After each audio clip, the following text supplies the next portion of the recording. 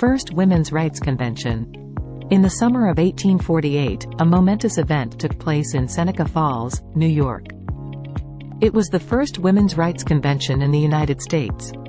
Over 300 men and women gathered to address the inequality and discrimination faced by women. Prominent activists such as Cady Stanton and Lucretia Mott led the charge.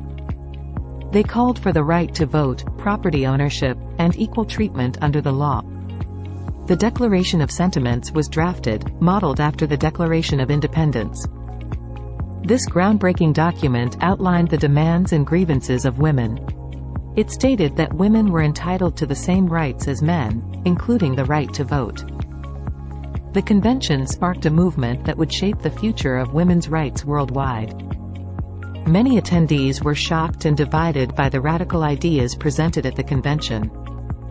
But the seeds of change had been planted, and the women's rights movement gained momentum.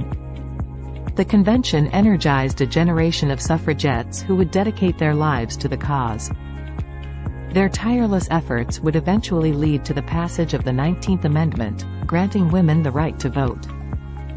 The Women's Rights Convention of 1848 marked a turning point in history. It brought the issue of women's rights to the forefront of public consciousness. It inspired individuals across the nation to question the status quo and fight for equality. The convention proved that women could organize and advocate for their rights collectively. The discussions held at the convention laid the groundwork for future activism and legislative changes. Although progress was slow, the convention set a precedent for future generations to build upon. It inspired women from all walks of life to fight for their rights and challenge societal norms. The first Women's Rights Convention was a catalyst for change and served as a platform for women's voices. It paved the way for subsequent conventions and gatherings that furthered the cause of women's rights. The event in Seneca Falls marked the beginning of a long and arduous journey towards gender equality.